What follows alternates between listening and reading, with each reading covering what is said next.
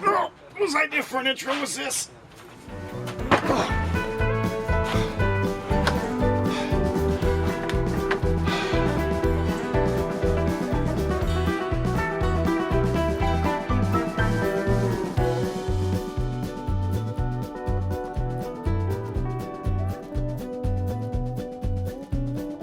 Well, hey guys, I finally hit 300 subscribers, so I thought I'd show you my ugly mug as a thank you.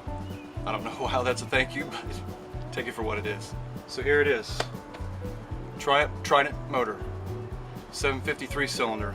Triumph's first 3-cylinder, 750cc, 48 cubic inch. I think I had mentioned before when I was talking about this motor that it was a 73. It's not a 73, it's a 1969, which is the first year. Its number is about 2300, so it was probably produced in the last part of that year. But I thought I'd do this quick intro to tell you a little bit about my plans for this bike, as well as give you a little short history of the Triumph Trident. Hopefully maybe you'll love it as much as I do. So as I said, this is a first-year motor. It does have some problems, as you can see. The transmission is open. It's been open, probably not to the weather. I think it's been stored inside most of the time, but it is open. It's also missing the cover here that would have had the Kickstarter on it and a shifter. Other than that, it is pretty complete. It is missing carburetors, but that's not a big deal. You'll notice that there's some duct tape right here, if you can see it, because it's gray on gray, but there is some duct tape. It is covering up what may be a hole, but I'm not quite sure. I haven't taken it off yet. I got two of these engines at once from the same people. The first engine had some serious issues. This engine, I've been told, has a broken second gear. The guy liked to do burnouts with them and then drop them into second, and that's not really good for him. So other than that, I believe it's pretty complete.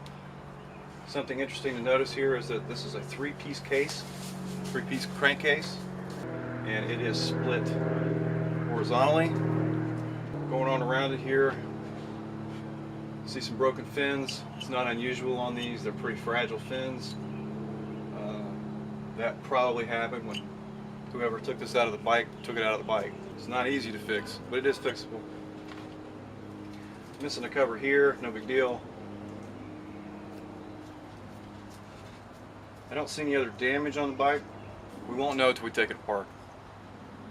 My plan is to take it apart and save some of it as spares, and some of it will be sold. I initially was kind of almost thinking about putting this back together and trying to start it, but I have carburetors and I have a manifold. That wouldn't have been a big deal. I do not have a cover and all the accoutrement that goes in there. I'd have to pay for that out of pocket. That's a pretty expensive piece. I'm kind of upset that it's missing because that's one of the pieces of spares that I would have kept. But yeah, it's kind of one of those things where, you know, all I have is the motor. I don't have a frame. I guess I could modify it into a Bonneville frame that I do have, but if I didn't already have one, I'd give it a shot. So I'm going to keep it for spares for my bike and sell some of it. So now a little bit of history on these bikes. So they were produced from 1969 to 1975. They only made about 28,000 of them, of the Triumph version.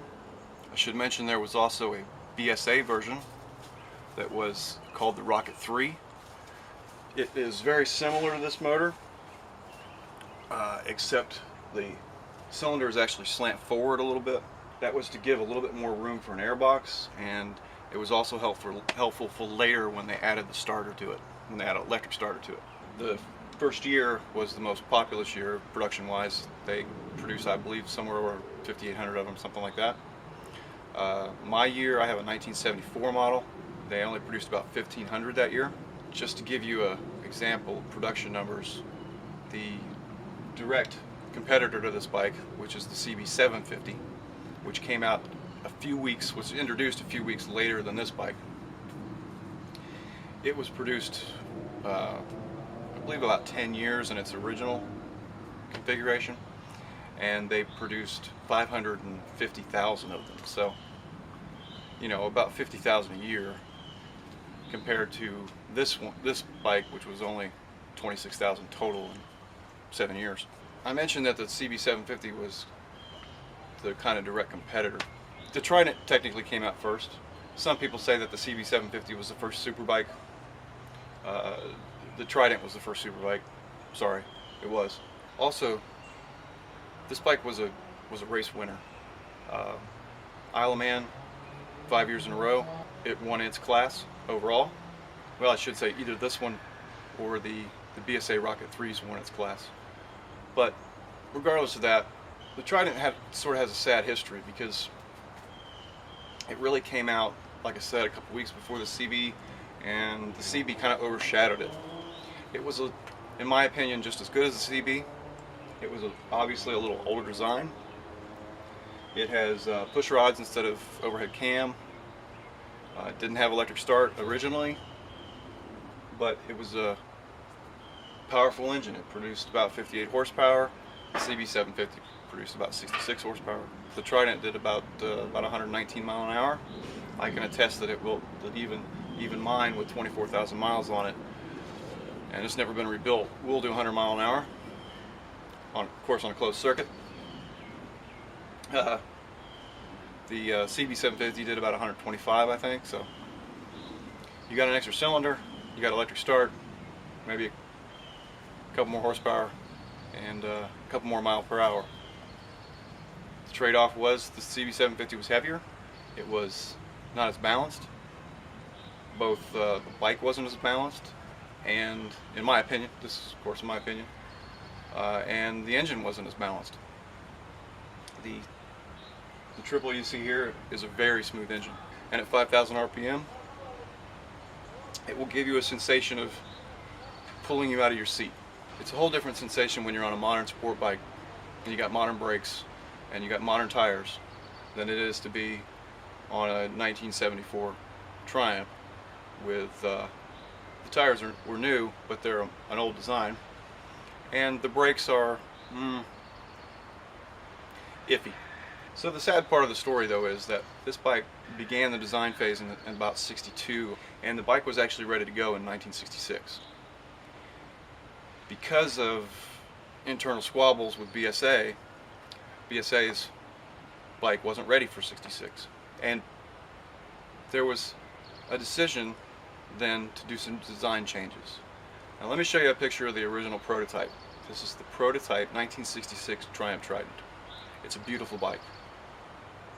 But then they decided to have the guy that designed this design all the sheet metal. Robin. And they ended up with this going into production. So because of the internal squabbles with BSA, they didn't end up being able to release the bike until '68, with a middle of '68, the '69 model year. I can only imagine what would have happened in 1966 if this bike would have come out. I think it would have possibly saved Triumph, because it wasn't long into the '70s that they just began their horrible descent, and then eventually in 1980, around 1980, there wasn't a Triumph, and there wasn't really a Triumph brand motorcycle until the '90s, when Triumph Hinckley brought them back. So what is it about this bike with me? The first bike I can remember owning was a 1973 Triumph Trident. That's me standing in front of my brand new 1973 Triumph Trident. I didn't get to ride it much for obvious reasons. My dad, would ride it. I let him ride it, but it's one of the first bikes I remember growing up as a kid, and I had a chance to get one about 20 years ago, and it was in very good condition, and it still is in very good condition, and I'm going to show that in future videos. So anyway, enough of me blathering on.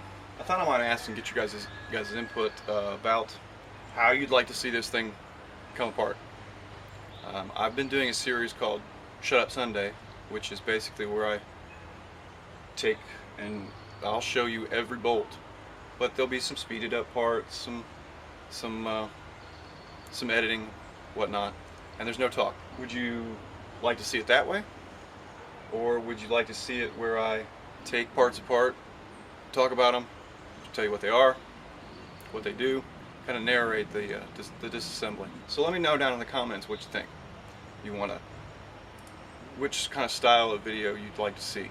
And maybe I'll do both. Maybe I'll do one where I narrate and then take it and edit it and make it a Shut Up Sunday. It's very possible. I don't know. But I'd like to hear your guys' opinions about what you'd like to see. I'm not just doing this videoing thing for myself, you know.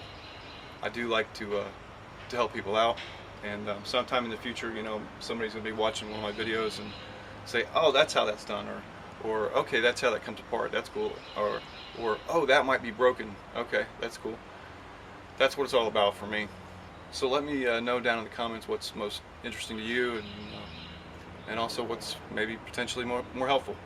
However I do it, I'll probably do it in several episodes, because I do like to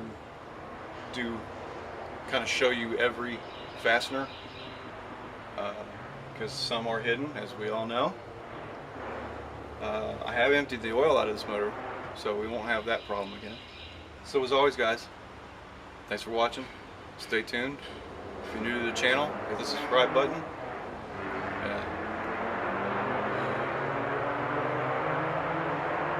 Sounds like somebody on a sport bike.